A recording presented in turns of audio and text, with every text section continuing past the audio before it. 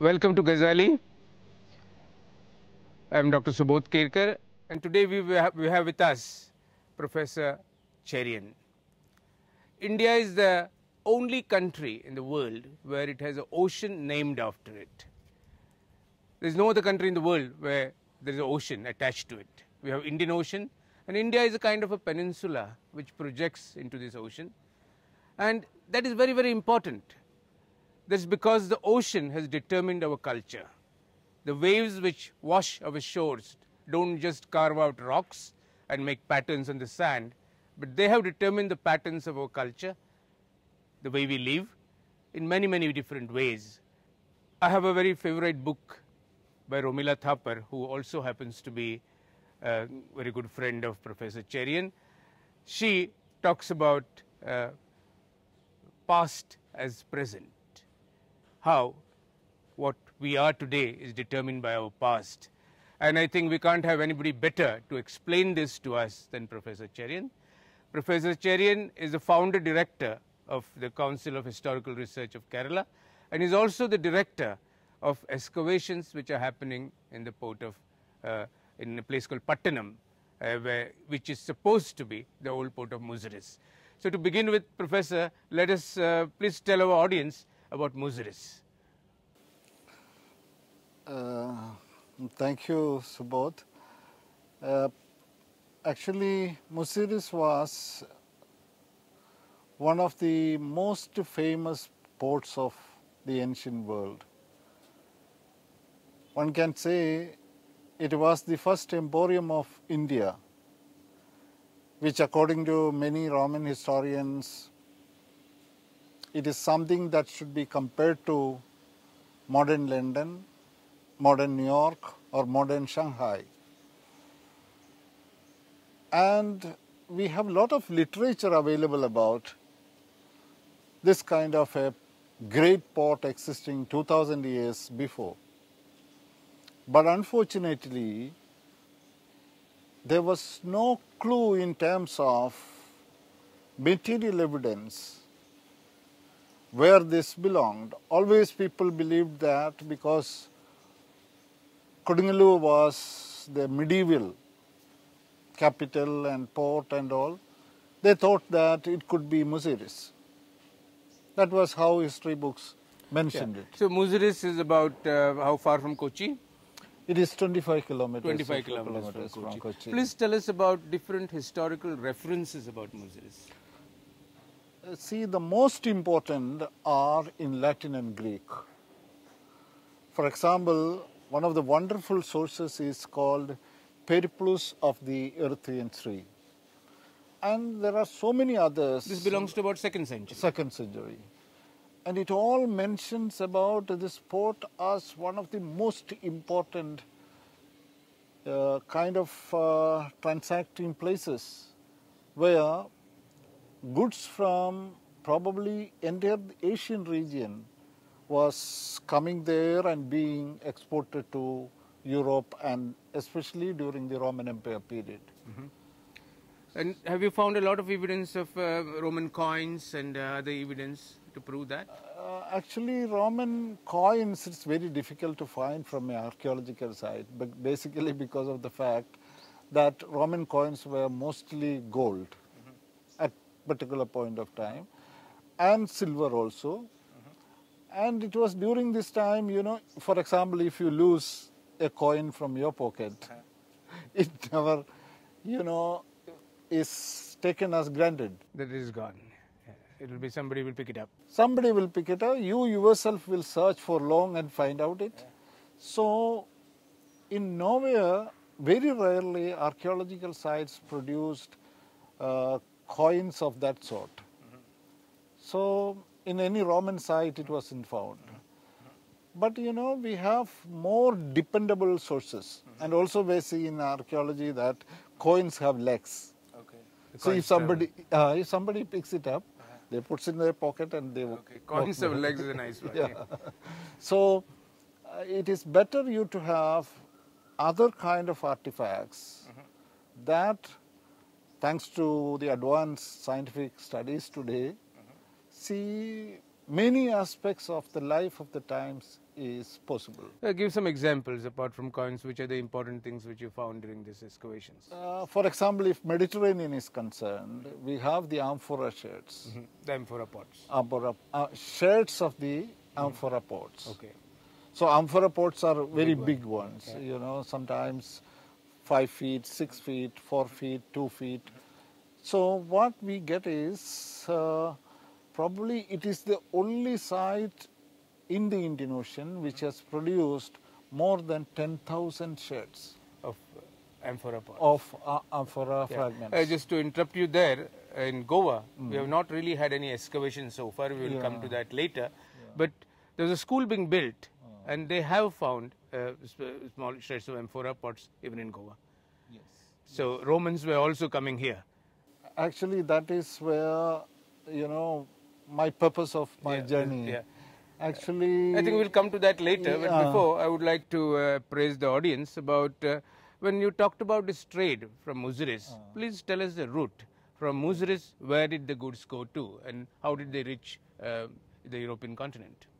first of all, you know, this trade was not something starting in a fine morning, even in 1 century. It has a longer history. Again, to quote Romila Thapa, she says it was like, you know, our cycle wallas taking fish from one place to another. So during the second millennium BC, first millennium BC, you know, transactions between regions mostly happened through waterways, with one village or one settlement taking their things to the other village or other coastal site, settlement, from where they collected their things. So this is something we call as those routes which hugged the coast and went far, far, far, far. And of course, Arabian region was the most close by, Mesopotamian region.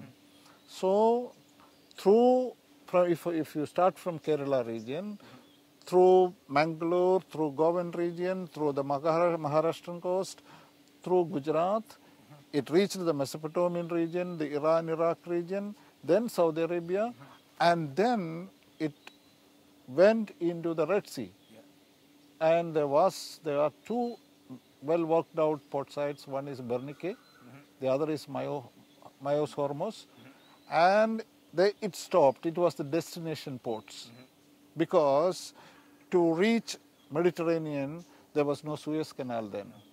So they stopped it there. Then they had to cross The desert. desert. It was 340 kilometers To the Nile.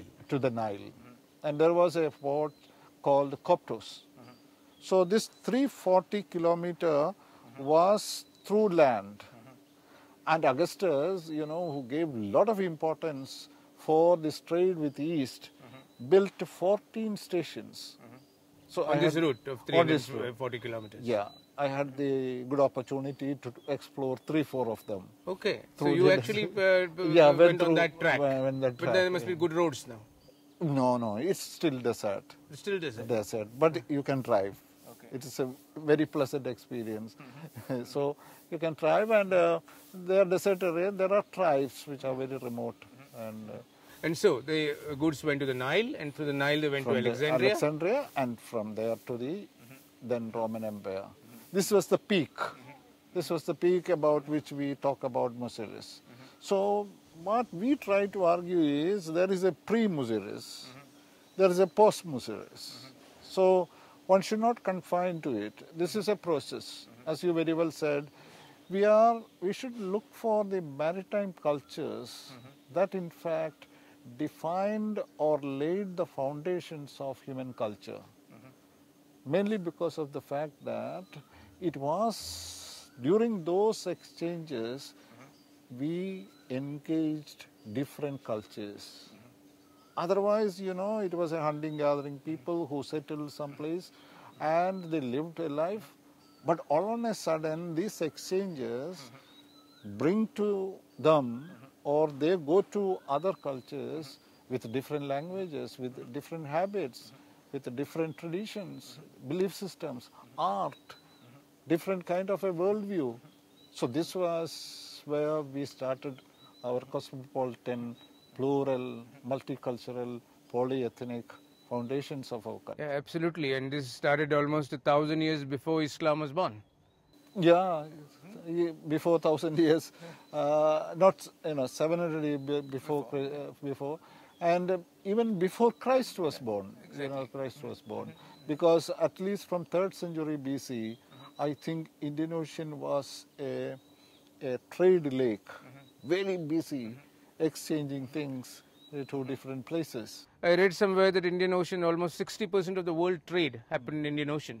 See, this is a new kind of a take on it, because now there are several port sites being excavated along the littorals of the Indian Ocean. Now China is giving a lot of importance to Spice Maritime Road. India is giving, Silk Road, and India is giving importance to spice, or they call it also monsoon trade. I will interrupt you here, since we are talking about this trade where you go to the Red Sea and then you cross the desert. There's a document available which I am told is in the museum in Vienna, which is called the Papyrus of that is called Putinger table. There is 2 documents. One is a map, the other is the Muziris Papyrus. Muziris Papyrus, which was about 2nd century. 2nd century. Which is, I'm told, is a contract. It's a trade contract. It's a trade contract between a banker located in Alexandria with a trader, a trader From Kerala. in Kerala in Muziris. Can you talk a little bit more about this contract, because this is a very, very important document to Yeah, understand the trade of that time. Yeah. If I make, if you don't make me feel guilty of exaggeration, see, there are researchers who consider this document as important as a trade document signed by World Trade Organization today. Okay. So it gets into multiple aspects of... What does it talk about? This is a trade document where I'm told that a merchant from Kerala had an agreement with a merchant from this area who took a loan from a bank in Alexandria. Yes. And because for taking that loan, this document was produced, this contract between the 2 traders. Yeah? So what was the contract? So the banker wants to know what are the kind of things that the trader assures him to reach Alexandria, and what are the type of guarantees he make, what are the payments he should pay in between, and if any kind of danger in the form of accident, in the form of storm and shipwreck or anything happens, see what should be the kind of insurance involved in the kind of a deal, because that was also common. Possible, yes. So every aspect was looked into, and also it contains the details of the pricing of the materials. Recently a Roman historian made a very important study, in the sense there is a kind of a category called as skida, and nobody knew what it was.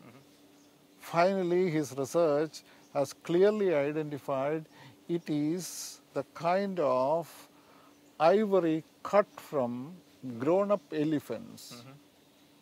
You know, every 2.5 years, they can cut some Part of the elephant tooth. part of the elephant tusk, Which grows. which grows. So this was done regularly. So the elephant dentist existed.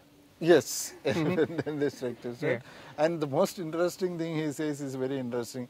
You know that ship is called Hermopolis. That is on which this load was to be taken to Bernike from the Malabar coast. So he says that to load that particular ship, at least a person should have domesticated 384 elephants. Okay. So one ship to be loaded with Elephant tusks, with cut pieces. They were also full ones, but see, he tells that some 380 plus elephants had to be domesticated. Yeah, but it's also interesting, perhaps they were also very conscious about preserving the elephant. They did not really kill the elephant for the tusk.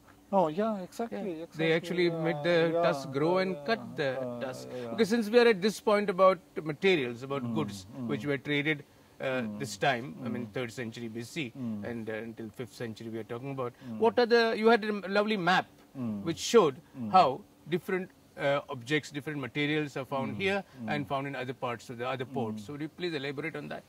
Yeah, before that I would like to tell you, see how this Indian Ocean became active in the first millennium AD, that is from at least 3rd century BC to 5th century AD.